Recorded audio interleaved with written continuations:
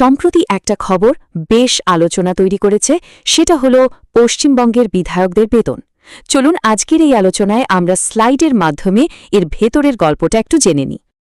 তো আলোচনার শুরুতেই একটা প্রশ্ন, ঠিক কত টাকা বাড়ানো হয়েছে বিধায়কদের মাসিক বেতন? কোনো ধারণা করা যায়? অঙ্কটা হলো মাসিক 40,000 টাকা। হ্যাঁ, ঠিকই শুনছেন, প্রতি মাসে বেতনে এই বিশাল বৃদ্ধিটাই কিন্তু সব আলোচনার কেন্দ্রে। তাহলে এই যে বেতনটা বাড়ল, এটা কাদের কাদের জন্য, আর এর প্রভাবটাই বা ঠিক কেমন? কারণ ব্যাপারটা শুধু বিধায়কদের মধ্যেই সীমাবদ্ধ নেই। এই টেবিলটা দেখলে বিষয়টা একেবারে পরিষ্কার হয়ে যাবে। দেখুন, বিধায়ক বা এমএলএদের মূল বেতন ছিল 10,000 টাকা, সেটা বেড়ে হয়েছে 50,000। প্রতিমন্ত্রীদের ক্ষেত্রেও তাই, 10,900 থেকে বেড়ে 50,900। আর ক্যাবিনেট মন্ত্রীদের বেতন 11,000 থেকে 51,000। মানে সব ক্ষেত্রেই কিন্তু মাসিক বৃদ্ধিটা ঠিক 40,000 টাকা। এখন প্রশ্ন হলো, এই বেতন বৃদ্ধির কারণটা কি? সরকারের তরফ থেকে কি বলা হয়েছে? গত বছরের সেপ্টেম্বরে মুখ্যমন্ত্রী মমতা বন্দ্যোপাধ্যায় ঠিক এই কথাটাই বলেছিলেন। তার মতে রাজ্যের বিধায়কদের বেতন দেশের মধ্যে নাকি সবচেয়ে কম ছিল, আর তাই এই সিদ্ধান্ত।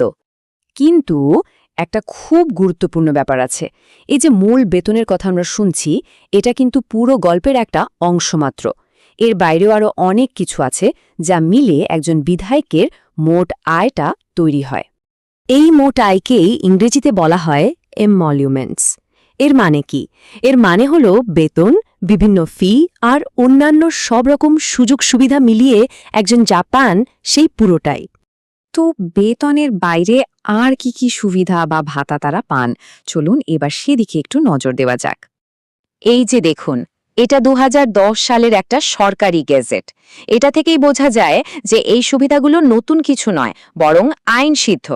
এখানে যেমন বলা আছে, বিধায়করা বছরে 50,000 টাকা পর্যন্ত রেল বা বিমানের ভাউচার পান যাতায়াতের জন্য।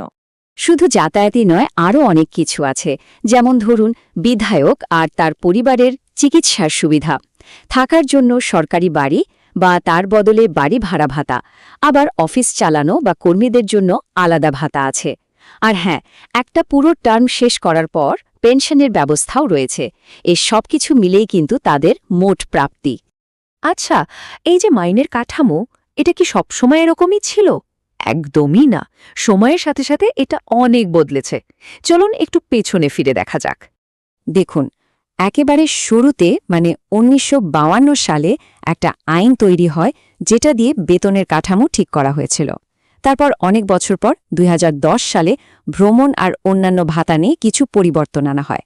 আর সব শেষে এই 2024-এ এসে ঘটল এই বড়সড় বেতন বৃদ্ধি, যা এই মে মাস থেকে চালু হয়েছে। এই ছবিটা দেখলে সময়ের সাথে পরিবর্তনটা কি অসামান্য তা বোঝা যায়। বাদিকে দেখুন, 1952 সালের আইনে বলা হচ্ছে একজন ক্যাবিনেট মন্ত্রীর বেতন ছিল মাসে মাত্র 1,000 টাকা।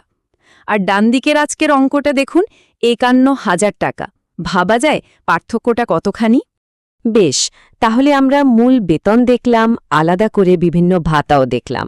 এখন সবথেকে বড় প্রশ্ন হলো, সব মিলিয়ে একজন বিধায়কের হাতে প্রতি মাসে ঠিক কত টাকা আসে? এটাই হলো আসল হিসেব। বেতন বাড়ার আগে একজন বিধায়ক সব মিলিয়ে মাসে পেতেন প্রায় 81,000 টাকা।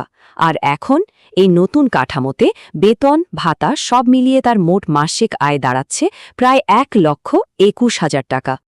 এই বার চার্টটা দেখলেই ব্যাপারটা এক ঝলকে পরিষ্কার হয়ে যায়। একটা বারে দেখানো হচ্ছে আগের মোট আয়, আর পাশের বারটা দেখাচ্ছে এখনকার মোট আয়। এই যে বিশাল লাভটা, সেটা এই ছবি থেকেই স্পষ্ট। তো সব শেষে একটা প্রশ্ন থেকে যায়, জনপ্রতিনিধিদের এই যে পারিশ্রমিক, এটা কি তাদের কাজের ধরন বা সাধারণ মানুষের কাছে তাদের পৌঁছানোর ক্ষমতাকে কোনোভাবে প্রভাবিত করে? মানে ভালো বেতন কি ভালো পরিষেবা নিশ্চিত করে? এটা নিয়ে কিন্তু ভাবার অনেক জায়গা আছে।